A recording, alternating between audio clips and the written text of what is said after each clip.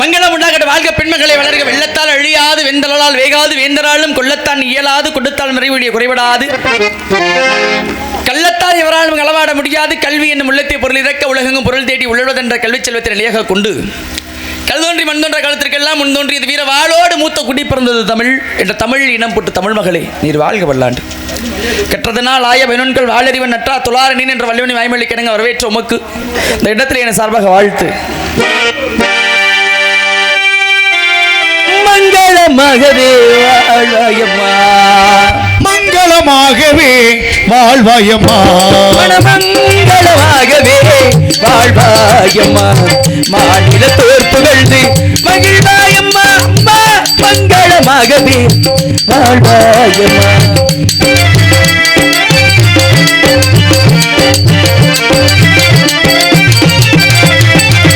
திங்களனின்ற சிவ சங்கரனின் மகனா திங்களனின்ற சிவ சங்கரனின் மகனா செங்கதிர் வேளவனின் திருவருளி செங்கதிர் வேளவனில் திருவருளாளி மங்களமாகவே வாழ்வாயம்மா நீ வாழ்க உன் குல வாழ்க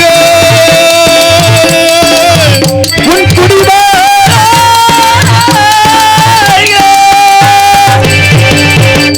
பெருக்கத்து வேண்டும் எனிதல் சிறிய சுருக்கத்து வேண்டும் உயர்வு பெருமைக்குரிய இடமடைந்தால் பணியுடன் இருக்க வேண்டும் சிறுமையான சுருக்கத்தில் தன் உயர்வை காக்க வேண்டும் என்ற முறையினோடு இடத்தினுடைய தலைவி என்ற பொறுப்பில் இடத்தில் உங்களை பற்றி விவரம் சகலம் எனக்கு தெரியும். ஆனால் உங்களை பற்றி நீங்கள் என்ன தெரிஞ்சிருக்கீங்க அப்படிங்கிறத இடத்துல நான் கேட்டு தெரிஞ்சுக்கிறோன்னு இருந்தாலும் கதையின் முறைப்படி முதல் கட்ட விசாரணையாக பண்டு விழிகள் கண்டு மொழி பண்டு விழிகள் கண்டு மொழி வண்டு விழிகள் கண்டு மொழி மாதே மாதே பண்டு விழிகள் கண்டு மொழி மாதே அதிருக்கும் நாடது சொல் இப்போ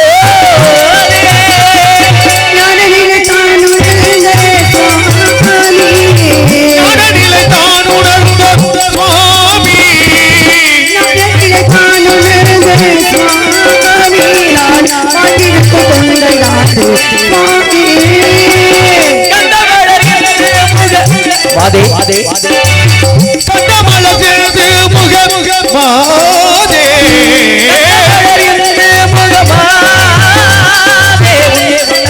பெயர் சொல்லு நீ இப்போ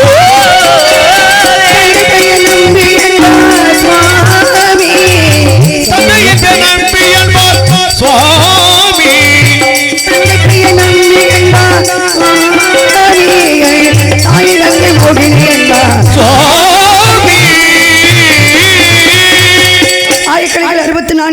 உணர்வுகள் என்னம்மை தூய உருப்பளிங்கு போழ்வாள் என் உள்ளத்தின் உள்ள இருப்பவள் இனி வாராது இடர் என்று சொல்லக்கூடிய கலைமகளுக்கு எழுந்தனப்பட்ட அருமையான வாழ்த்து பெருமையான வாழ்த்து சுவாமி.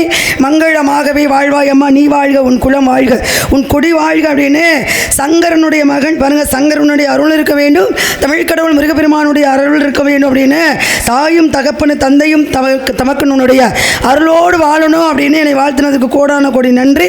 இருந்தாலும் என்னை பற்றி எல்லா விவரங்களும் உங்களுக்கு தெரியும் ஆனால் என்னை பற்றி எனக்கு தெரியுமா அப்படின்னு உங்களுக்கு சந்தேகமாக என்னன்னு தெரியல. அதனால் கேளுங்க.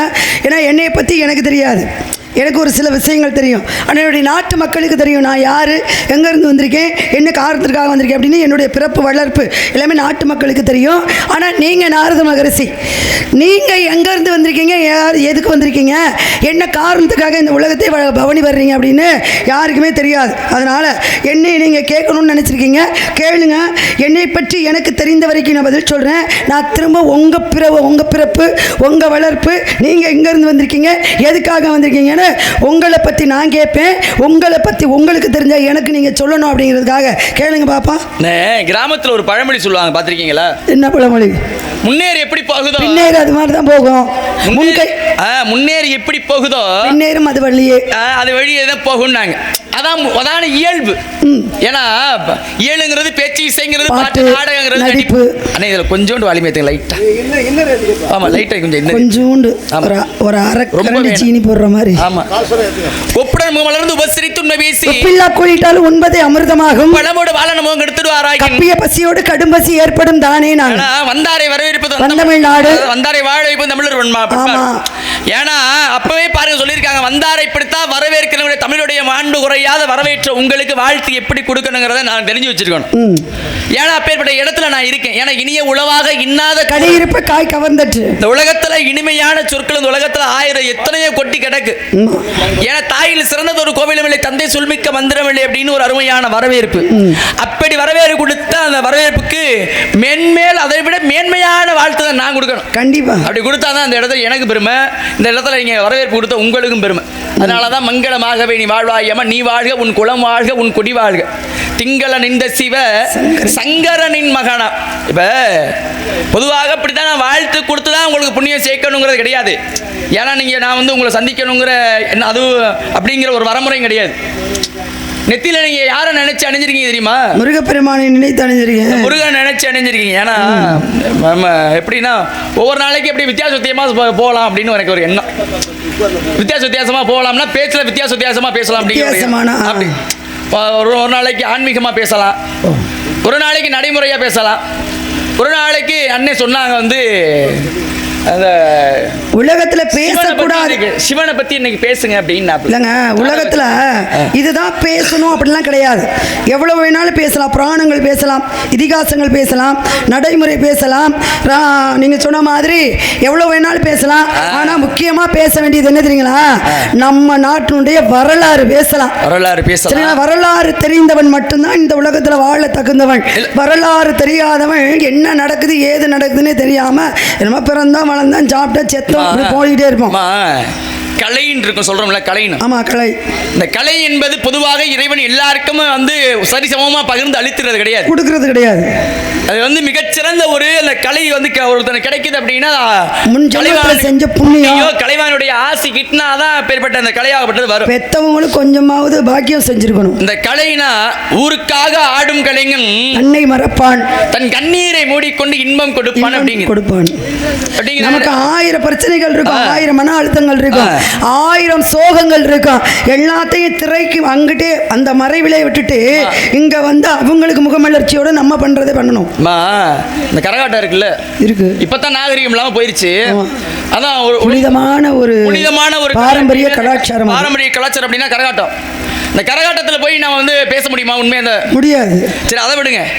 இந்த ஆடல் பாடல்னு ஒரு நிகழ்வு நடக்குது இல்ல, அந்த நிகழ்வுல போய் நம்ம இந்த மாதிரி விஷயத்தை பேச முடியுமா? பேச முடியாது. என்ன பேச முடியுமா? முடியாது. கச்சேரி நடக்குது இல்ல, அதையும் பேச முடியாது. கச்சேரியில போய் பேச முடியுமா? பேச முடியாது. ஆனா அது எல்லாமே கலை சம்பந்தப்பட்டவா, கலைதான், எல்லாமே கலைதான். ஆனா எந்த துறையிலும் இல்லாம இந்த துறையில மட்டும் பேச முடியும் அப்படின்னா அதனாலதான் வச்சிருக்காங்க பாருங்க ஆன்றோர்கள். எப்படின்னா இந்த நிகழ்வுக்கு பேரு நாடகம்னு. நாடு கூட்டல் அகம். அகம்னா உள்ள இந்த நாட்டுக்குள்ள என்ன நடக்குதோ அதை பத்தி பேசுறதுக்கு தான் இந்த நிகழ்வு. பொதுவாக இந்த நாட்டுக்குள்ள என்ன நல்லதை பத்தி பேசணும்னாலே அதுக்கு இப்ப ஏத்துக்கிற மனப்பான்மை யார்கிட்ட இல்ல. அப்படிங்கிறத விட இந்த நேரத்துல நம்ம பிரம்ம முகூர்த்த நேரத்துல யாரை பத்தி பேசணும் அப்படின்னா முருகனுடைய பெருமையை பத்தி கண்டிப்பா பேசணும். தமிழ் கடவுள் இல்ல, முருகன். தமிழ் கடவுள் அவர் தான். முருகனுடைய பெருமையை தான் அதிகமா பேசணும் இந்த நேரத்துல.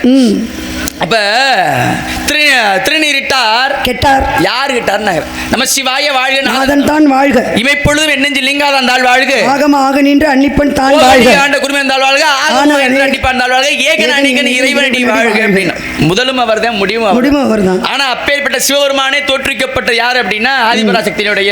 பராபரத்திலே பரம் தோன்றி, பரத்திலே சிவன் தோன்றி, சிவத்திலே சக்தி தோன்றி, சக்தியிலே நாதம் தோன்றி, வேதம் ஒதிய வேதியருக்கு ஒரு மழை, நீதிமன்னர் நெறியோருக்கு மழை, மாதர் ஏற்படைய மங்கையருக்கு மழை, மாதம் ஒன்று மும்மாறி மழை என்ன பெஞ்சிச்சு சொல்றோம்ல இருந்துச்சு. இந்த மழை பெஞ்சிச்சு அப்படின்னா அது காரணம் என்ன அப்படின்னா இயற்கை வளம் இருந்துச்சு, அதனால மழை பெஞ்சிச்சு. வளங்கள் நலங்கள் நிலங்கள் நல்லா இருந்துச்சு, அதனால மாதம் மும்மாரி மழை பொழிந்தது. இப்ப நான் எதுக்கு இந்த வார்த்தையை சொன்னேன்? எதுக்கு சொன்னீங்க ஆரம்பிச்சீங்க? இப்ப ஏன் சொல்றேன்னா நிலங்கள் நல்லா இருந்துச்சுன்னு மழை பெஞ்சிச்சு நீங்க சொல்றீங்கல்ல.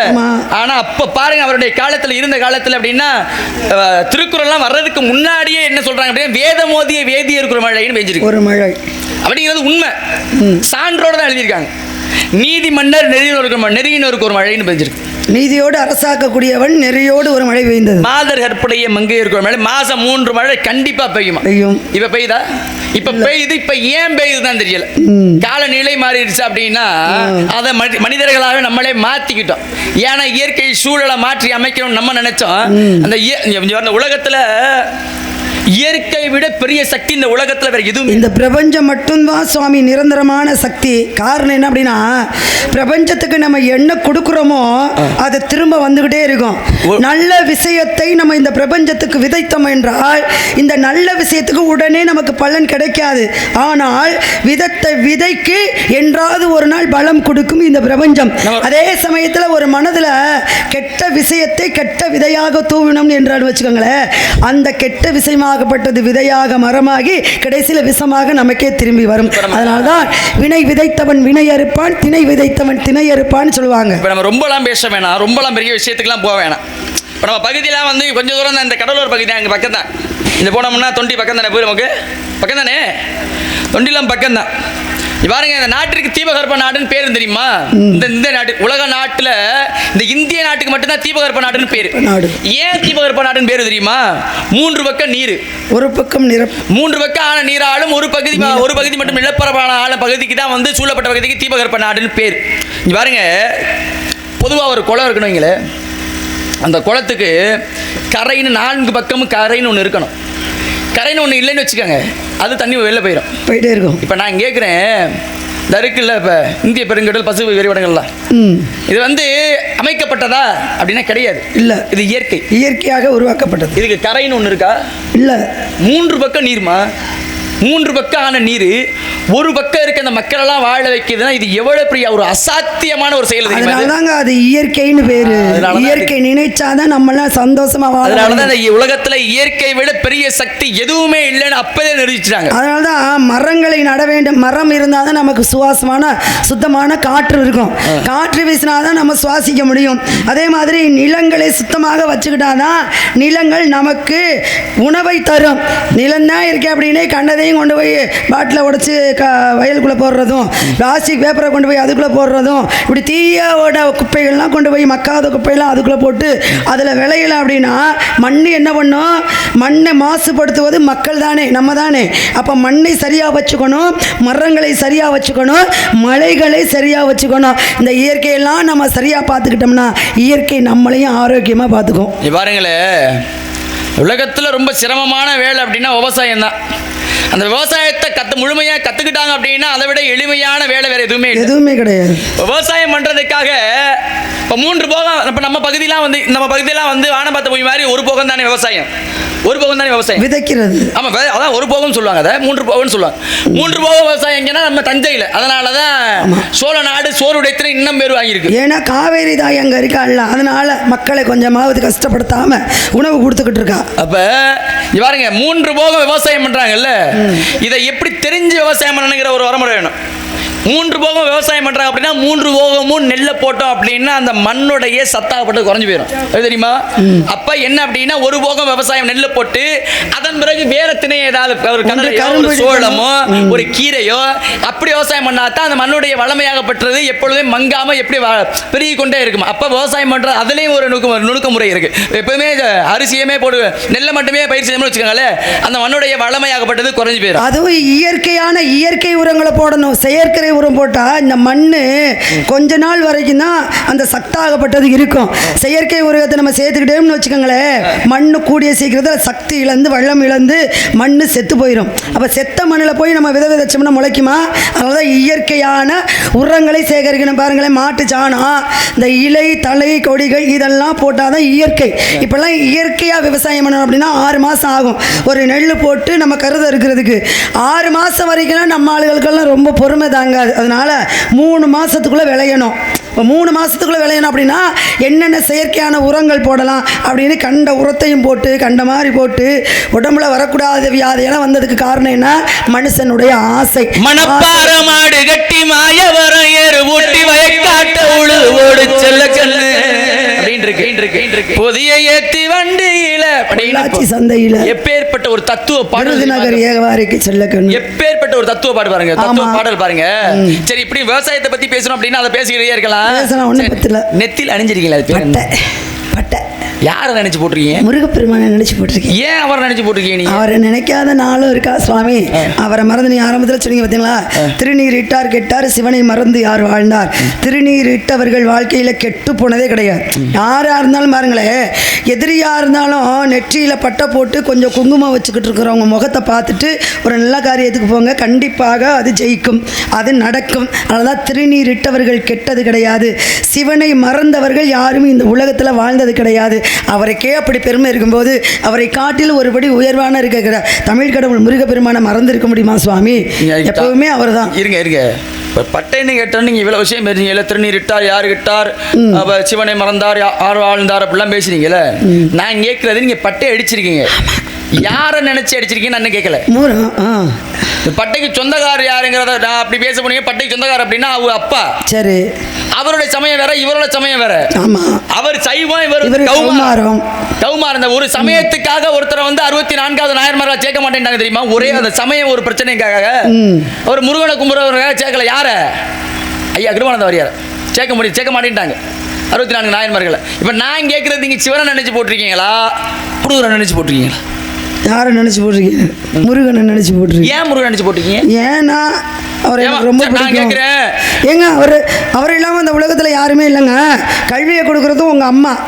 என்னங்க நீங்க பேசுறீங்க? நீங்க ஏங்க கல்வியை கொடுக்கறது உங்க அம்மா. அப்ப கல்விக்கு அதிபதி. உயிரை கொடுக்கறது உங்க அப்பா. உயிருள்ள ஜீவராசிகள் படைக்கிறது பூரா அவர் தான். இந்த தலையில விதின்னு ஒண்ணு இருக்கு. இந்த விதியை எழுதுறவர் யாரு அப்படின்னா காலதேவன் அப்படின்னு ஒருத்தர். ஆனா இதை விதியை நிர்ணயிக்க யாருக்கு என்னென்ன விதி இருக்கு, எப்ப நடக்கணும், எது நடக்கணும், என்ன நடக்கணும் அப்படின்னு இந்த கணக்கு வழக்கெல்லாம் பாக்குறது சித்திரகுப்தன் ஒருத்தர். ஆனா எல்லாருமே தனித்தனியா அவங்களுக்கு கொடுத்த வேலையை பார்க்குறாங்க. ஆனால் எல்லாத்தையும் ஒட்டுமொத்தமாக பார்க்கக்கூடியவர், ஒட்டுமொத்தமாகத்துக்கு எல்லாத்துக்கும் சொந்தக்காரவர் யார் அப்படின்னா அவர் தாங்க முருகப்பெருமான். அவரை நினைக்காம இந்த உலகத்தில் வேற யாருன்னு இருக்க முடியாது. அதனால தான் அவரை நினைச்சு நான் போட்டிருக்கேன். ஒட்டுமொத்த சொந்த வேலைக்கும் சொந்தக்காரர் முதல்ல அவர் இல்லை. யார்? ஐந்தொழிலுக்கு சொந்தக்காரர் முதல்ல அப்பா. அப்பா தான். அப்பா பார்த்து போட்டு கொடுத்த வேலை தான் எல்லாமே. இப்போ நான் கேட்கிறேன், சிவபெருமான் தான் எல்லாருக்கும் ஒவ்வொரு வேலையும் நியமிச்சு கொடுத்தார். ஆனால் மூ என்றால் என்னமா? மூ என்றால் முகுந்தன், ரூ என்றால் ருத்ரன், கூ என்றால் கா என்றால் முருகன். கமலேசன் பேரு முருகன். ஆமா, முருகன்னு சொல்லணுமா, முருகான்னு சொல்லணுமா, முருகன் அப்படின்னு சொல்லணுமா? எப்படி சொன்னாலும் அது புண்ணியமான வார்த்தை தான். எப்படி இப்போ சொன்னாலும் புண்ணியமான வார்த்தை. 3 பேரையும் உள்ளடக்கியவர் தான் முருகப்பெருமான். 3 பேரும் உள்ளடக்கியவர் தான் முருகப்பெருமான். முருகன். இப்போ நீங்க சரி, மகாசுரன் சரி, பிரம்மனும் சரி, சிவபெருமானும் சரி, 3 பேருமே உள்ளடக்கியவர் தான் சிவபெருமான். 5 தொழிலுக்கு சொந்தக்காரர் சிவபெருமான் தான். சிவபெருமான். ஆமா. அப்ப காக்கிறதுக்கு மட்டும் சொந்தக்காரர் உங்க பாட்டன், படைக்கிறதுக்கு மட்டும் சொந்தக்காரர் உங்க அப்பா. ஏன் இவங்க எல்லாம் தனித்தனியாவே உருவெடுத்து வந்திருக்கலாம்ல? ஏங்க எல்லாரும் ஒன்று கூடி ஒட்டுமொத்தமாக ஒரு உருவமாக வரணும்? அப்ப நம்ம போய் சிவனை தனியா கும்பிடணும்னு அவசியம் இல்லை, பெருமாளை தனியா கும்பிடணும்னு அவசியம் இல்லை, உங்க அப்பா பிரம்மனை கும்பிடணும் தனியா அப்படின்னு அவசியம் இல்லை, உலகத்தில் உள்ள அனைத்து தெய்வங்களையும் போய் தனித்தனியா கும்பிடணும்னு அவசியமே இல்லை. ஒருத்தர் முருகனை கும்பிட்டால் அனைத்து தெய்வங்களையும் கும்பிட்டதற்கு சமம்னு ஆன்மீகத்தில இருந்து நமக்கு வரலாறுல இருந்து புராணங்கள்ல இருந்து கூறப்படுகிறது. அப்ப எப்படியெல்லாம் ஒருத்தர் மட்டும் கும்பிட்டா போதும் அப்படின்ற பட்சத்துல நான் ஏங்க அவரை நினைச்சு போடக்கூடாது? உலகமே 30 கோடி தேவர்கள், 48 ரிஷிமார்கள். இவங்களுக்கு என்னென்ன 30 கோடி தேவர்கள் தான் பேரு, 48 ரிஷிமார்கள் தான் பேரு. ஏதாவது ஒரு சின்ன பிரச்சனை வந்தாலும், ஏதாவது ஒரு சின்ன பிரச்சனை வந்தாலும் சரி, உடனே கையெடுத்து கும்பிட்டு சிவன்ட்ட ஓடியாந்துறது, உடனே பிரம்மன்ட்ட ஓடி போயிடுறது, உடனே மகாசுரன் ஓடி போயிடுறது. தேவேந்திரன்ட்ட போய் முறையிடுவாங்க, ஐயா தேவேந்திரா காப்பாத்து. அவர் எல்லாத்தையும் கூட்டிக்கிட்டு சிவன்ட்ட போயிடுறாரு. இதான் வேலை உங்களுக்கு. உடனே என்ன செய்யணும் அப்படின்னா 30 கோடி தேவரை 48 ரிஷிமாரே சூரபத்மன் என்ன செய்யறா அப்படின்னா தன்னுடைய கட்டுப்பாட்டுல வச்சுக்கிறான். இப்ப அவங்க எல்லாரும் போய் முறையிடும் பொழுது, ஐயா எனக்கு நானும் ஒரு பெண்ணு சேர்ந்து ஒரு ஆணாகப்பட்டன் கூடி அழிவு ஏற்படாது அப்படின்னு ஒரு நிபந்தனை வச்சு சிவனுடைய நெற்றிக்கண்ணிலிருந்து தோற்றுவிக்கப்பட்டதான் முருகப்பெருமான் தோற்றுவிக்கிறதுக்கு முதல் காரணம் என்ன அப்படின்னா சூரபத்மனை முதல்ல அழிக்கணும், அரக்கனை அழிக்க வேண்டும், தேவர்கள் எல்லாத்தையும் காக்க வேண்டும், காக்கணும் அப்படிங்கிறதுக்காக தான். ஆமா பாருங்க, தேவர்களையே காத்தவர் அவரை நினைச்சு பட்டி அடிச்சு என்னையும் காப்பாத்து வரல. கண்டிப்பா அதான் சொல்றேன். எவ்வளவு பெருமை இருக்கு தெரியுமா முருகப்பெருமானுக்கு? முருகனை நினைச்சு பட்டி அணிஞ்சு வச்சுக்கோங்களேன், எந்த ஒரு குறைபாடுமே யாருக்குமே வராது. ஓம் என்று பிரணவத்துக்கு பொருள் தெரியல அப்படின்னு பிரம்மனை கொட்டி சிறையில் அடைத்தார். ஆனால் சிறையில் அடைத்த பிரம்மனை வெளிவிடல, நானே படைக்கிறேன் அப்படின்னு ஒவ்வொரு விஷயத்தையும் இவர் படித்தார். 14 விஷயங்களை படைத்தார். இதெல்லாம் வித்தியாசமாக இருக்கப்பா, இதெல்லாம் படைச்சது யார்? பிரம்மனுக்கு அந்த அளவுக்கெல்லாம் இருக்காது, இந்த மாதிரி படிக்கணும்னு அப்புறம் வித்தியாசமாக படைச்சார யார் அப்படிங்கும்போது அவர் தான் இப்போ முருகன் சொன்னார். முருகன் படைக்கிறார் அப்படின்னா அப்போ படைப்புக்கு உண்டான கடவுள் எங்கேயா போனார்? யார் அங்கே அப்படி காணவே அப்படின்னு கேட்க அப்பதான் சொன்னார், ஒன்றும் இல்லைம்மா, ஓம் என்னும் பிரணவத்துக்கு பொருள் கேட்டார். பிரம்மன் அப்படியே தயங்கி நின்னார். தயங்கி நிற்கும் பொழுது என்னாச்சு? ஒரு பொருளே தெரியாமல் இப்போ பெட்டி வாசிக்க 7 ஸ்வரங்களை தெரிஞ்சாதானே அவங்க நமக்கு சுதி மீட்டு கொடுக்க முடியும். இந்த சுதியில் பாட்டுனா இவங்க சரியாக பாடுவாங்க அப்படின்னு அவங்களுக்கு தெரியும். பெட்டி சுதினே என்னான்னு தெரியாதவங்க வந்து பெட்டியில் உட்காந்துருந்தாங்கன்னா முடியாதுல்ல. அப்போ பெட்டியில் எத்தனை ராகம் இருக்குது, எத்தனை கட்டை இருக்குது, என்னென்ன தாளம் என்னென்ன ஸ்வரம் இருக்குன்னே உனக்கு தெரியாது, நீ எல்லாம் பெட்டி வாசிக்கிறியா அப்படின்னு சொல்லுவாங்கள்ல. அதை போல தான் புரிகிறதுக்காக சொல்கிறேன். இன்றைக்கி வந்து ஒரு மிகப்பெரிய வாத்தியார் சரிங்களா, அது ரொம்ப பெருமையான விஷயம். அப்போ படைப்பு உண்டான அறிகுறியே உனக்கு தெரியல, அடிப்படையே தெரியாமல் நீ படைக்கிறேன்னு சொல்கிறிய அப்படின்னு தான் கொட்டி சிறையில் அடைச்சார். அவரும் சிறையில் அடைச்சிட்டார். இன்னொருத்தர் வந்தார் பாருங்க, யார்? நீங்கள் சொன்னீங்க பார்த்தீங்களா, 5 தொழிலையும் செய்யக்கூடியவர். அங்கேருந்து நேராக சிவபெருமான் வந்தார். யாருக்கிட்ட? தன்னுடைய நெற்றிக்கண்ணிலிருந்து தோற்றுவிக்கப்பட்ட இளைய பிள்ளைகிட்ட கை கட்டி வாய்ப்பத்தி பிரம்மனை விடுவின்னு கேட்டார். நான் பிரம்மனை விடுவிக்கணும் அப்படின்னா எனக்கு ஒரு பொருளுக்கு உனக்கு அர்த்தம் தெரியணும் அப்படின்னு. என்னப்பா? ஓம் என்ன பிரணவத்துக்கு பொருள் தெரியணும். காதுக்குள்ளே சொல்லு, காதுக்குள்ளெல்லாம் சொல்ல முடியாது. இப்போ என்ன பண்ணணும்? நீ சொல்கிற நான் ஒரு குருநாதர், நீங்கள் ஒரு சிசிய பிள்ளை. யார்? அப்பாவை சொல்கிறாரு, நான் ஒரு ஆசான், நீங்கள் எனக்கு சீடன். அப்போ சீடன் என்ன பண்ணணும்? கை கட்டி வாய்ப்பத்தி மண்டியிட்டு கேளுங்க, நான் சொல்கிறேனார். அப்போ கை கட்டினார், வாய்ப்பத்தினார், மண்டியிட்டார். முருகப்பெருமான் காதிலே போய் ஓம் என்ன பிரணத்துக்கு பொருள் சொன்னார். அப்போ முருகனை நினச்சி பட்ட போகிறது எவ்வளோ பெரிய விஷயம். அங்கே மண்டியிட்டார் சிவபெருமான் முருகனிடம், அடைபட்டால் பிரம்மன் முருகனிடம். அதே மாதிரி சுதர்சன சக்கரத்தை பறி கொடுத்தார் பெருமாள். அந்த சுதர்சன சக்கரத்தை போரிட்டு வென்று கொடுத்தான் முருகன். மூர்த்திகளுக்கு முருகன் எடுத்துக்காட்டாக இருக்கிறதுனால தான் அவரை நினைச்சு பட்ட போட்டுருக்கீங்க. பிரம்மனுக்கு பிரணவத்தின் பொருள் தெரியாம கிடையாது, சிவபெருமானுக்கு பிரணவத்தின் பொருள் தெரியாம கிடையாது. இல்ல அது என்ன காரணம் அப்படின்னா, என்ன காரணம்? ஒரு பழக ஒரு இது சொல்லுவாங்க தெரியுமா? சொல்லுங்க. அது எப்படி? அது சின்ன பிள்ளை வெள்ளாம வீடு வந்து சேராதா? யாரு சொன்னது? இப்பெல்லாம் சின்ன பிள்ளை வெள்ளாம தாங்க சிறப்பா இருக்கு. அப்படின்னா அது வெள்ளாமனா விவசாயம் பண்ற வெள்ளாம இல்ல. சின்ன பிள்ளை போனுச்சுன்னா எந்த விஷயத்திலையும் அது வென்று விடாமல் வீடு வந்து சேருமா அப்படிங்கிறது பழமொழி. சின்ன பயலுக போட்ட ஆட்டம் தான் இப்போ ஒரு ஆட்டம் ஆடிக்கிட்டு கிடக்கு. நீங்க என்ன நினைக்கிறீங்க? அது இருக்கட்டும், சின்ன பயல்களா நினைச்சிடாதீங்க. நம்ப முடியல ஒருத்தனையும் அப்படின்னு கிடையாது சுவாமி. ஏன்னா இளம் என்று பயமறியாது இருக்கிறது நல்லதுதான். சரி, ஆனா நல்ல விஷயத்துக்காக பயமறியாம இருக்கணும், நல்ல விஷயத்துக்காக தூண்டுதலாக இருக்கணும், நல்ல விஷயத்தையே சிந்தனை. அதான் பாருங்க, அபுல் வகீர் ஜெயலலாபுதீன் அப்துல் கலாம்னு ஒரு உண்மையான முழு பெயர். அவர் 11வது குடியரசுத் தலைவராக விளங்கியவர் நம்ம இந்தியாவுக்கு. இளைஞர்களுடைய கையில தான் இருக்கு நம்ம நாடு. அப்படி குடியரசு ஆயிரும் அப்படின்னு 2020 கனவு காணுங்கள் இளைஞர்களே. நாங்க கனவு காணுங்கன்னா தூங்கிட்டு வீட்டை சாத்திக்கிட்டு கதவை சாத்திக்கிட்டு தூங்கிக்கிட்டு கனவு பார்க்கறது இல்ல, தூங்கும் போது வருவதில்லை கனவு. ஒருவனை தூங்க விடாமல் வருவதை செய்வதை கனவு அப்படின்னாரு அவரு. ஆனா இப்ப அப்படி இருக்கா அப்படின்னா ஏன் தெரியுமா? அவர் 2016 அவருடைய இயற்கை மரணம் அடைந்தது. எப்படியும் 2020 வல்லரசு நாடு ஆக்க விட மாட்டாங்க, ஆகவும் ஆகாது. அதெல்லாம் பார்த்துக்கிட்டு நம்ம இருக்கிறதுனால இயற்கை அவரை கொண்டு இந்திய நாட்டில் பிறந்த தமிழ்நாட்டில் பிறந்தாருமா. தமிழ்நாட்டில் பிறந்து இதே ராமநாதபுரம் மாவட்டம் தானே? ராமநாதபுரம் மாவட்டம். ஆமா, இந்த ராமநாதபுரம் மாவட்டத்திலாம் பிறகு ராமேஸ்வரத்தை பிறந்தவர் தான். அவர் முதல்ல கண்டுபிடிச்சாரு தெரியுமா அந்த ஏவுகணை. ஏவுகணையை பார்த்து உலக நாடுகளே போனது. ஆனா அந்த ஏவுகணைய பரிசோதிக்கிறதுக்காக கொண்டு போக அனுமதி அவர் கொடுக்கறது தெரியுமா? எப்படி எப்பேற்பட்ட நாடு இந்த நாடு, எப்பேற்பட்ட உலகம் அந்த உலகம். பாவப்பட்ட மண்ணு சாமி, பாவப்பட்ட மண்ணு, பாவப்பட்ட மக்கள். என்ன நடக்குதுன்னே தெரியாம மாதிரி. சரிமா, அந்த முருகனை பத்தி நான் முருகனை நினைச்சு பட்ட போட்டிருக்கேன். சரி, அவருக்காக தான் காவலுக்கு வந்திருக்கேன். உங்க பேர்? நீங்க என்ன காரணத்துக்கு வந்திருக்கீங்க? பேரு வள்ளி. இந்த இடத்துல என்ன பண்றீங்க? காவல் பாக்குறேன். என்ன திணை காவல்? என்ன திணை? கருந்தனை செந்தனை. கருந்தனை யாருக்கா? செந்தனை கருந்தனை எங்களுக்கு, செந்தனை முருகனுக்கு கொடுத்துருவான். இப்ப நான் ஏதுக்கு இந்த பக்கம் முடியாந்துட்டேன் அப்படின்னா, பேசிக்கிட்டே இருந்தா ஆளுகள்லாம் கொஞ்சம் அசர்ற மாதிரி இருக்கு. நல்லா ரசிக்கிறாங்களே. இடையில கொஞ்சம் பாட்டை கொடுத்துட்டோம்னா அப்படின்னா என்ன எங்க குட்டுங்க ஒரு பாட்டை பார்ப்போம். ஏன்னா பேசிக்கிட்டே இருந்தோம்னா என்ன பேசிக்கிட்டே இருக்காங்க துரத்தன அப்படி செந்தூர். அப்படியே ஒரு மாதிரி கொடுத்து பாட்டை கொடுத்து சரிம்மா. மண்கொண்டா பருவம் என்ன பருவம் அடைஞ்சிருக்கீங்க? எனக்கு மங்கை பருவம். அந்த மங்கை பருவத்தை நீங்க என்ன பண்ணணும் தெரியுமா? என்ன பண்ணணும்? காதல் பண்ணணும், விளையாடணும். காதல் பண்ணணும். மங்கை பருவம்னா எத்தனை வயசு? என்ன ஒரு 12 வயசுக்கு 13 வயசுக்கு இடைப்பட்ட 12 வயசுல இருந்து 13 வயசு இடைப்பட்ட பருவம். ஆமா. 13 வயசுல இருந்து 12 வயசு புள்ள சின்ன பிள்ளையா இல்ல காதல் பண்ற வயசா? நீங்க எப்ப இப்படி சொன்னீங்கல்ல 12வது வயசு புள்ள 12 வயசு புள்ள காதல் பண்ணலாம்னு, அதனாலதாங்க நாட்டுல வரமுறை இல்லாம 12 வயசு பிள்ளைங்க 10 வயசு பிள்ளைங்க பாலியல் பலாத்காரம்.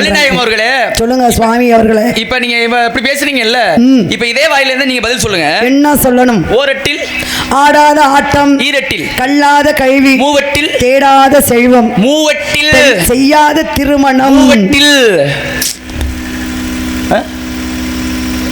முதல்ல இருந்து சொல்லுங்க. ஓரட்டில் ஓரட்டில் ஆடாத ஆட்டம், ஈரட்டில் கற்காத கல்வி, மூவட்டில் நடக்காத திருமணம், மூவட்டில் நடக்காத திருமணம், மூவட்டில் ஆட பண்ணாத திருமணம்ங்க. மூவட்டில் நடக்காத திருமணம் சொல்றீங்கல்ல? ஆமா. நீங்க சொன்னீங்களா நான் சொன்னேனா? நீங்க கேட்டீங்க, நான் அதுக்கு பதில் சொன்னேன். இது உண்மையா பொய்யா? இது யாருக்கு சொன்னது? அம்மா இது உண்மையா இல்லங்க, பெண் பால் பக்கம் சொன்னதா ஆண் பால் பக்கம் சொன்னதா எல்லாருமே சொல்றான் இந்த விஷயத்தை. சரி நாம எல்லாருமே சொல்றோம். நான் ரெண்டுக்கும் பொதுவானதா நான் சொல்றேன்.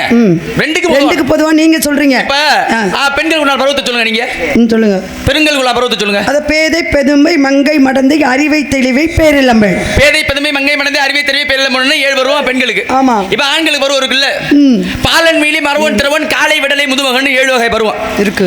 இப்ப நான் ஏன் சொல்றேன்னா மூவட்டில் நடக்காத திருமணம் சொல்றோம். எந்த பருவத்துல ஆண்மகனுக்கு திருமணம் முடிக்குன்னு சொல்லுங்க. எந்த பருவத்துல? காலை பருவத்துல. காலை பருவத்துல 5 பருவம், 5வது பருவம். பெண்களுக்கு 4வது பருவம். 4வது பருவத்துக்கு போவீங்க. 3வது பருவத்துல திருமணம் முடிக்கணும். 3வது பருவம் சின்ன பிள்ளை சுவாமி. 5 3 எவ்வளவு?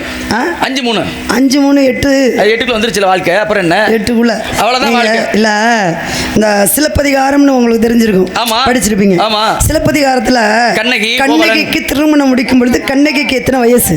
அதே 12 வயசு. 12 வயசு தான். கோவலனுக்கு எத்தனை வயசு? 12 வயசுல அன்னைக்கு கண்ணகிக்கு திருமணம் முடிக்கவும் தான் அவை கண்ணகியை விட மூத்த பெண்ணாகப்பட்ட மாதவி பின்னாடி போனது. சரி, புரியுதுங்களா? 12 வயசுல கண்ணகிக்கு திருமணம். நம்ம எவ்வளவோ கதைகள் கேட்டிருப்போம், எவ்வளவோ கதைகள் பிடிச்சிருப்போம். ஆனா உண்மையான சிலப்பதிகாரம் என்ன சொல்லுது அப்படின்னா, கோவலனும் கண்ணகியும் இல்லறத்தில் ஈடுபடவில்லை அப்படின்றதுதான் உண்மை. நம்ம சொல்லுவோம் 1 வருஷம் வந்தாங்க 2 வருஷம் வந்து, கிடையாது. இல்லறத்தில் ஈடுபடல. இல்லறத்தில் ஈடுபடாத கண்ணகிக்கு 12 வயது. 12 வயது நிரம்பிய கண்ணகியை சின்ன பிள்ளைய கல்யாணம் முடிச்சாரு. மூத்தவள் மாதவி வந்து ஆடினாள். அவ கூட்டிக்கிட்டு போனா. மாதவிக்கு கோவலனுக்கு தான் மணிமேகலன்னு ஒரு பொம்பளை பிள்ளை இருக்கே தவிர கண்ணகி பாருங்களேன் 12 வயசுல போனாரு. திரும்ப எத்தனை வயசுல திரும்ப வந்தாரு? 22 அவளுக்கு 24 வயசு. திரும்பி வரும்போது 12 வருஷம் கழிச்சு வந்தாரு. ஆனா 12 வருஷம் கழிச்சு வந்த கோவலன் அப்பவும் கண்ணகியோட வாழல. நான் கேக்குறேன், கேளுங்க. ஆழம் தெரியாம காலை விடக்கூடாது. ஆழம் தெரியாம தானே காலை விடக்கூடாது. தெரிஞ்சு விடலான்றீங்களோ? சொல்லுங்க. இப்ப வந்து கண்ணகியோட வந்து கூடல வந்து கோவலனை வந்து மாதவியை தேடி போயிட்டாரு, நாட்டிய தரேன்னு நீங்க சொல்றீங்க. ஆழம் தெரியாம காலை விடக்கூடாது. நான் ஏன் சொல்றேன் அப்படின்னா, ஏன் சொல்றீங்க? இப்ப நான் கேக்குறேன், கண்ணகிய பிடிக்காம தானே மாதவிட்ட போனார். பிடிக்காமலாம் கிடையாது. நிபந்தனை மாதவினுடைய நிபந்தனை. அப்படி என்ன நிபந்தனை? மாதவினுடைய நிபந்தனை என்ன நிபந்தனை? அவளுடைய கட்டளை என்ன தெரியுமா? இருங்க, பெரியவங்க எல்லாம் அமர்ந்திருக்காங்க சபையில. பெரியவங்க இருக்காங்க, சின்னவங்க இருக்காங்க, வயதானவர்கள் இருக்காங்க. சிறுவர்கள்ல இருந்து வயதான வரைக்கும் எல்லா வயது உள்ளவர்களும் இங்க இருக்காங்க. அவ வந்து சொல்றா, ஐயா நான் ஆடல் குலத்திலே பிறந்தவள், நான் அழகா நாட்டியம் ஆடுவேன், அரங்கேற்றம் இன்னும் எங்கேயுமே செய்யல. என்னுடைய முதல் அரங்கேற்றமும் முடிவு அரங்கேற்றமும் ஒரு இடமாக இருக்கணும். அவளுடைய நிபந்தனையோடு அப்படிதான் இருக்கா. ஆனா இருக்கும் பொழுது என்ன சொல்றா, என்னுடைய அரங்கேற்றம் நிகழும் பொழுது எல்லாரும் பார்க்கலாம், ஆனா அரங்கேற்றம் முடியும் பொழுது நான் ஆடி முடித்தவுடன் என்னோடு உடன் பிறந்த மாலையை அப்படி தூக்கி போடுவேன். யாரு கழுத்துல விழுந்தாலும் அவளை மணவாளனாக நான் ஏற்றுக்கொள்வேன் அப்படின்றது அவனுடைய வாக்கு. இப்ப நான் கேட்கிறேன், மாதவி அப்பேற்பட்ட ஒரு நிபந்தனையை சபையில வைக்கிறான். சபையில வைக்கும்போது இப்ப நான் நிக்கிறேன், நான் வள்ளி, நான் இந்த நாடகம் முடிக்கும் போது இந்த கவனை தூக்கி எறிவேன், யாரு மடியில விழுகுதோ அவங்கள நான் வீட்டுக்கு கூட்டி போயிருவேன் அப்படின்னு நான் ஒரு நிபந்தனை வைக்கிறேன். அப்படின்னா இருக்கிறவங்கள என்ன சொல்லணும்? அம்மா இங்க வா, எல்லாம் வயதானவங்களும் இருக்காங்க. சின்னவங்களும் இருக்காங்க, சிறிய வயதில் உள்ளவங்களும் இருக்காங்க, பெரிய வயது உள்ளவங்களும் இருக்காங்க, இளைஞர்களும் இருக்காங்க, கல்யாணம் ஆனவங்களும் இருக்காங்க. நீ இப்படி ஒரு நிபந்தனையை வைத்தால் இந்த நிபந்தனையை இங்கு ஏற்றுக்கொள்ளப்பட மாட்டாது அப்படின்னு யாருமே சொல்லலை. என்ன பண்ணுறாங்க, ஏற்றுக்கிறோம்ட்டாங்க. ஏற்றுக்கிறோம்னு சொன்னதுக்கு அப்புறம் தான் ஆடல் முடியுது. கூட பிறந்த பொன்னுருவி மாலையை அப்படி தூக்கி போடுறா. புது மாப்பிள்ளை கோவலனுடைய கழுத்தில் போய் விழுகுது. இது திரைப்படத்தில் ஒரு மாதிரி காட்சிகள் கொடுத்துருப்பாங்க. ஆனால் உண்மையாக சிலப்பதிகாரம் என்ன, மாலை விழுந்த உடனேயே அவள் என்ன பண்ணா, என்னுடைய நிபந்தனைக்கு கட்டுப்பட்டு கோவலன் வரணும் அப்படின்றத நிபந்தனை. இங்கே கண்ணகியை பிடிக்காமல் போகலை. இந்த நிபந்தனை கட்டுப்படும் போது நானும் தானே இருந்தேன், அவள் கேட்ட நிபந்தனைக்கு நானும் தான் தலையசைத்தேன் என்ற ஒரு கட்டாயத்தினால் போனது. அம்மா சொல்லுங்க சாமி. கோவலனும் கண்ணகியும் இல்லற வாழ்க்கையில ஈடுபடலைங்கிறது உண்மை. ஏன்னா இல்லற வாழ்க்கையில ஈடுபட்டு இருந்தா அப்படின்னா அவருடைய கற்பாகப்பட்டது போயிருக்கும். அதனாலதான் அவருடைய கற்புத்தன்மையின் காரணமாக தான் மதுரை மதியில தீமையெல்லாம் அழியட்டுங்கிறதுக்காக அழிச்சான். அதனாலதான் அவர் கற்புக்கு அரசின் பேரு. கற்புக்கரசி மாதவியத்தான் சொல்ல முடியும். இல்லம்மா, பத்தினின்னு சொல்லணும். கண்ணகி இருக்கான்ல, இந்த கண்ணகியாகப்பட்ட நினைத்த விஷயம் என்ன அப்படின்னா, இன்னொரு பெண்ணை தேடி போறேன்னு நினைச்சு மன இழகலை. மன இழகுனா வச்சுக்கோங்களேன். மன இழகுனா கண்ணகியாப்பட்ட என்ன செய்ய அப்படின்னா வேற ஒருத்தன் தேடி போயிருக்கலாம். ஆமா. ஆனா இவன் நினைச்ச விஷயம் என்ன அப்படின்னா, வேற ஒருத்தன் தேடி போறதை காட்டிலும் இல்ல சொல்லி முடிச்சுக்கிறேன். இவன் நினைச்ச விஷயம் என்ன அப்படின்னா, என்கிட்ட ஒரு விஷயம் பிடிக்காதனாலதான் இன்னொரு பெண்ணோட தேடி போற அப்படிங்கறது அவளோட எண்ணம். இல்லைங்க, நீங்க சொன்னீங்க பாத்தீங்களா, இந்த பெண்களுக்கு 3 வகையான ஒரு தன்மை இருக்கு. இந்த பத்தினி, கற்புக்கரசி, பதிவிரதை அப்படின்னு 3 இருக்குது. இந்த பத்தினி அப்படின்னா என்ன தெரியுமா சொல்லுவாங்க, தெய்வங்களைத்தான் சொல்லுவாங்க. பத்தினி தெய்வம், எங்கள் ஊரில் வாழ்கிறது இந்த மாரியாத்தா பத்தினி தெய்வம், இவ இருந்தால் கேட்பா அப்படிம்பாங்க. ஒருவனோடு வாழக்கூடியவளுக்கு கற்புக்கரசின்னு சொல்லுவாங்க. நான் ஒருத்தனுக்கு மட்டும் முந்தி போட்டு ஒருத்தனோட மட்டும் நான் இல்லறம் நடத்தியிருந்தா நான் கற்புக்கரசின்னு உண்மையாக இருந்தால் இது நடக்கும் அப்படிம்பாங்க, ஒருத்தனோட வாழ்கிறவங்கள. பதிவிரதைன்னா என்ன தெரியுமா சொல்லுவாங்க, பதிவிரதை அப்படின்னா இந்த கணவனுக்கு என்ன நேர்ந்தாலும் சரி, என் கணவனுக்கு என்ன ஆபத்து வரப்போகுது அப்படின்னு தெரிஞ்சுக்கிட்டு முன்கூட்டியே செய்யக்கூடியவர்கள் அவங்க, அதுக்கு பேர் தான் பதிவிரதைன்னு பேர். இந்த சிலப்பதிகாரத்தில் 3 பெண்களும் அங்கே தான் வாழ்ந்தாங்க. பத்தினியாக வாழ்ந்தது கண்ணகி, கற்புக்கரசியாக வாழ்ந்தது மாதவி, பதிவிரதையாக வாழ்ந்தவள் யார் அப்படின்னா அவள் தான் கோப்பெரும் தேவி. கணவர் இறக்க போறான்னு தெரிஞ்ச உடனே அவ இறந்து அங்கே போய் கணவனை வரவேற்றாலாம். நீங்க பாருங்களேன், நீ இந்த மாதிரி செயல்லாம் நீங்க செய்ய வேணாம். நான் என்ன பண்ணணும், கல்யாணம் பண்ணிக்கங்க. எதை கல்யாணம்? இப்ப எதுக்கு இவ்வளவு பேச்சு பேசினா, 12 வயசு பிள்ளைக்கு இது தேவையா அப்படின்னு தானே பேசினா. இப்ப நீங்க 12 வயசு பிள்ளை காதல், நீங்க இப்ப கல்யாணம் பண்ணிக்க சொல்றீங்களா? இப்ப காதல் பண்ணவா கல்யாணம் பண்ணவா? நீ ரெண்டையும் பண்ணா சரிதான், எனக்கு சந்தோஷம் தான். ரெண்டுமே பண்ணணுமா? கல்யாணம் பண்ணிக்கிட்டு பொம்பளை பிள்ளை, சின்ன பொம்பளை பிள்ளைகள் கெடுக்கிறது பூரா நீங்க உங்களை மாதிரி சாமியார்கள் தான். ஆமாம்மா, இப்படி மேடைக்கு மேடை சொல்லுமா, பிள்ளையில கூட நான் தான் கெடுக்கிறேன்னு. இல்ல இந்த மேடையில சொன்னா போதும் தான், அந்த யூடியூப் வழியாவே எல்லா பக்கம் போயிடும். இல்ல இந்த மேடையில சொன்னா பக்கத்து ஊர் நல்லா இருக்கும். எனக்கு பக்கத்து ஊர் தானே, எல்லாரும் நல்லா கேட்டுக்கங்க. பக்கத்து ஊர்ல இருந்து வந்த ரஞ்சித்ன்ற நாரதர் 12 வயசு பிள்ளைய போய் காதலிமான்னு சொல்றாரு, கல்யாணம் முடிச்சுக்குமான்னு சொல்றாரு. அப்படின்னா அவரை நான் கேவலமா பேசினேன்னு யாரும் மனசுக்குள்ள வச்சுக்காதீங்க. இல்ல நீங்க கல்யாணம் பண்ணீங்கன்னு சொல்லி அப்படி கூட பிரச்சனை இல்ல. 12 வயசு பிள்ளைய கெடுக்கிற அப்படின்னா இப்ப இந்த இடத்துல உங்களுக்கு தான் மனதை கெடுக்கிறீர்கள். இந்த இடத்துல உங்களுக்கு தான் 12 வயசு. சரி இருங்க, இந்த காதலிக்குன்னு சொன்னீங்கல்ல, காதலிக்கிற யாரை காதலிக்கிறது, அவர் பேர் என்ன? அவர் பேர் நான் சொல்றேன் கேளுங்க. சரி, இந்த கல்யாணம் பண்ணிக்கணும்னு சொன்னீங்கல்ல, அவர் யாரு, அவர் பேரை சொல்லுங்க. இது என்னமா காதலிக்கிற ஒரு ஆளை கல்யாணம் நீங்க தானே ஒண்ணு காதலி இல்லைன்னா கல்யாணம் பண்ணிக்கிறீங்க, அதான் யாருன்னு கேட்டேன். ஒரே ஆளை தான் ரெண்டையும் பண்ணணும். ஒருத்தர் தானா? அந்த ஒருவர் யார்? நல்ல வேலை, இவர் கேட்கிற மாதிரி நம்மளாலையும் கேட்கிற மாதிரி. அவர் எனக்கு வாத்தியார்னா அப்படி பேசுவார், மாணவி எல்லாம் அப்படி பேச விட மாட்டார். நாகரிகமா சொல்லி கொடுத்துருக்காரு. அந்த ஒருத்தர் யாருங்க? அந்த ஒருவர் கூறுகிறேன் கேளுங்கள். கூறுங்கள் கேட்போம். அந்த ரெண்டு இது சொல்றதுக்காக ரத்தத்திலே ஊறிடுச்சுன்னு நினைக்கிறேன். பன்னிரு விழிகளிலே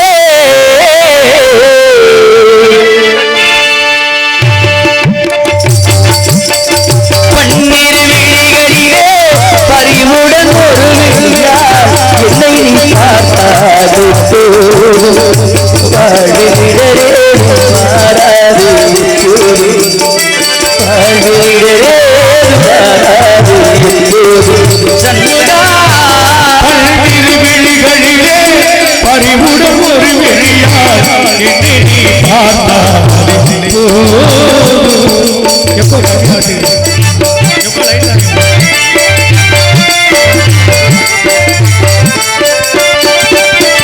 உன்னிரு பதம் நினைத்து அன்புடன் தினப்பணிந்து முருகா முருகா உன்னிரு பதம் நினைத்து அன்புடன் தினப்பணிந்து இன்னமாய் போற்றும் என்பார் திருவுள்ளம் கணிந்து நம்மாய் போற்றும் என்பார் திருவுள்ளம் கணிந்து பன்னீர் விழிகளிலே பறிவுடன் ஒரு விழியார் என்னை நீ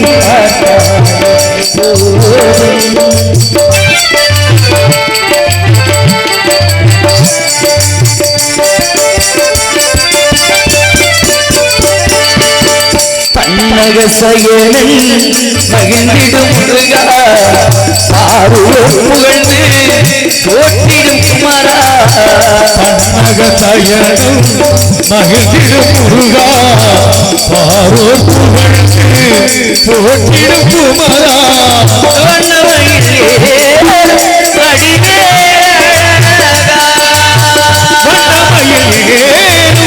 வடிவேல் அழகா அள்ளிதை வாழையுடன் காட்சி தரும் ஆறுமுகா பள்ளிதை யானையுடன் காட்சி தரும் முருகா பன்னீர் விழிகளிலே பறிவுடன் ஒரு வெளியார் வள்ளியை பார்த்தாலே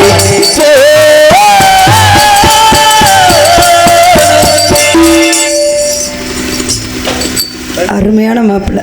அவரே தான். அந்த ஆளைத்தான் நான் தேடிட்டு இருக்கேன் ரொம்ப வருஷமா. இதை முதல்ல சொல்லியிருந்தீங்கன்னா இவ்வளவு தொண்டை தண்ணிகளே நான் பேசியிருப்பேன். அந்த ஆளை நான் மட்டும் பார்த்தேன். என்ன பண்ணுவீங்க? கட்டி வச்சு நான் கட்டி வச்சிருப்பேன். நீங்க அதுக்கப்புறம் என்ன? நான் தான் கட்டிக்குவேன். அதான் சொல்றேன், நான் கட்டி வச்சிருக்கேன். நான் தான் கட்டிக்குவேன். அதான் நீங்க கட்டிக்கமா? ஏங்க நான் தாங்க கட்டுவேன். கட்டிக்கன்னு தான் சொல்றேன் உன்னைய. அதான் நான் தான் கட்டுவேன். அதான் சொல்றேன், இரு கூட்டிட்டு வரேன். இங்க வாங்க சுவாமி. ஏன் இப்படி செல்கிறீர்கள்? எதற்காக வர திருமணம் முடித்துக் கொள்ள முடியாதா? நான் கட்டுன்னு தானே சொன்னேன். ஆமா. வந்தாருன்னா காய்ச்சி கொடுத்தாருன்னா கால் ரெண்டையும் கட்டிக்குவேன். திருமணம் முடிக்கணும். திருமணமா? யாருக்கு? 16 செல்வங்களும். எனக்கா? ஆமா 16 எனக்கு முருகப்பெருமானுக்கு கல்யாணமா? கண்டிப்பா. என்ன இப்படி ஒரு காரியத்தை சொல்லி பிடிக்க அப்படி ஒரு விஷயத்தை சொல்றீங்க? நல்ல காரியம் சீக்கிரம் நடக்கணும்ங்கறதுக்காக தான் நான் சொல்றேன். நல்ல விஷயம் தான் நடக்கணும். ஆமா. ஆனா நீங்க சொல்றது நல்ல விஷயம் இல்ல, இது கள்ளக்காதல். நீங்க காதலிக்குன்னு சொன்ன போது நான் யோசிச்சிருக்கணும். அழுபகல் வந்த அவஸ்தை நீ விடுத்து அழுபகல் வந்த அவஸ்தை நீ விடுத்து அவனியோட இருப்பாய் சமி விடுத்து பெரிய மனுஷன் தானே. ஆமா. பெரிய குடும்பத்திற்காக தானே. ஆமா. நான் சொல்றேன்னு கோவிச்சுக்க கூடாது. கோவிக்காத மாதிரி நீங்க சொல்லுங்க. பெரியவங்க எல்லாம் இருக்கீங்க. என்னடா மேலோகத்துல இருந்து பூலோகத்துக்கு நாரதர் வந்திருக்காரு. நம்ம ஊருக்குள்ள இப்படி வாய் துடுக்க ஒரு வார்த்தை சொல்லி பிடிச்சேன்னு யாரு நாளைக்கு எதுவும் தவறா பேசக்கூடாது. நீங்களே என்னை தப்பா எடுத்துக்க கூடாது. தப்பா நான் எடுத்துக்க மாட்டீங்கல்ல? தப்பா எடுத்துக்காத மாதிரி நீங்க என்ன சொல்ல போறீங்க? இப்ப வாத்தியார் சொல்லி கொடுத்தது மாதிரி சொல்றேன் பாருங்க. எப்படி? குட்டி கொடுப்பதுங்கள் கோத்திரத்தின் முறையோ, கொடுப்பதுங்கள் கோத்திரத்தின் முறையோ, குட்டி கொடுப்பதுங்கள் கோத்திரத்தின் முறையோ, உங்களுக்கு என்ன கை இப்பவும் சொல்றேன், கூட்டி கொடுத்து பழக்கம் எப்படி தெரியுமா? வாத்தியார் தான் சொல்ல சொன்னார். புகழ் கல்வி வழி வெற்றி நன்மக்கள் பொன் நெல் நன்னூல் நுகர்ச்சி அறிவு அழகு பெருமை இளமை துணிவு நோயின்மை வாழாங்க 16 செல்வம். இந்த 16 செல்வத்தை நீங்களே வச்சுக்கோங்க. உனக்கு நான் கொடுக்கணும். அப்படி கொடுத்தா தான் உன்னோட அவருக்கு வாழ்க்கையில பாரு எனக்கு. மென்மேலும் சிறப்படை. ஆனா நீ சொல்ற பாரு, கூட்டி கொடுப்பது எங்களுக்கு கோத்திரத்திலும் இல்லை, கூட்டி கொடுப்பதுங்கள் கோத்திரத்திலும் இல்லை, உன்னை காட்டி அறிவில்லா முடச்சிறுமியே, இந்த சூரியன் மறைவதற்குள்ளாக உனக்கும் அந்த கந்தவடி வேலனுக்கு திருமணம் செய்தேன், கண்ணால் கண்டு மகிழ்வேன். இது சத்தியம் சத்தியம் சத்தியம் பைத்தியம் சத்தியம். பைத்தியம் பைத்தியமா? மூக்காத்துப்படி அந்த போக மதம் உரைக்க கூடாதுன்ட்டு எப்பேற்பட்ட மாப்பிள்ளை பார்த்து வந்திருக்கேன், கல்யாணம் பண்ணி. ஏமா வள்ளி, என்னங்க வாத்தியார? என்ன சாமி பார்த்து வந்த மாப்பிள்ளை வேணாம்னு சொல்லிவிட்டேன். சரி, மணி 4 மணி ஆயிடுச்சு வேற. இப்போ மாப்பிள்ளைக்கு என்ன பண்ணுறது? நீங்கள் என்ன பண்ணுறீங்க? நான் பெட்டி வச்சுட்டு இருக்கிறேன். இல்லை, நீங்களாம் சும்மா தானே உட்காந்துட்ருக்கீங்க. அதுக்கு கடம்பூரில் எங்களை மாப்பிள்ளைய வர சொல்றியா? கடம்பூரில் ஒரு நல்ல மாப்பிள்ளையை பார்த்து இந்த உட்காந்துட்டு எந்த மாப்பிள்ளை பிடிக்கணும்? எல்லாமே மாப்பிள்ளைகள் தான். பாருங்களேன், எங்கள் ஐயானா பட்டு வேஷ்டி கட்டி வந்து உட்காந்துருக்கு. என்ன சொல்லுவாங்க பாரியா 60 வயசுல மாப்பிள்ளை மாதிரி வந்திருக்காரு, சிங்க மாதிரி வந்திருக்காரு. இதுதாங்க எங்க தமிழ்நாட்டினுடைய ஆண்களுடைய அழகே. 90 வயசானாலும் அவங்க மாப்பிள்ளை தான், அவங்க அழகர்கள் தான். அப்பேற்பட்ட அழகான முருகப்பெருமானுக்காக காவலுக்கு வந்திருக்கேன். அந்த முருகனை தான் என்னை கல்யாணம் முடிச்சுக்கணும்னு நாரதர் சபதம் போட்டிருக்காரு. நானும் வாய்த்துடுக்காக கூட்டி கொடுக்குறீங்களான்னு ஒரு வார்த்தையை கேட்டுட்டேன். 33 கோடி தேவர்களும் 44 ரிஷிமார்களும் அலைமகள் கலைமகள் மூர்த்திகளும் இந்த வார்த்தைக்கு என்னை மன்னித்து எனக்கும் நல்ல ஆசி தந்து எனக்கும் மேலும் மேலும் நல்ல அறிவையும் நல்ல ஞானத்தையும் அருளும்படி எல்லா வல்ல தெய்வங்களையும் வேண்டிக்கிட்டு முருகா வர வேண்டும், எல்லோருக்கும் நல்ல ஆசி தர வேண்டும். வெற்றிவேல் முருகனுக்கு. ஹலோ.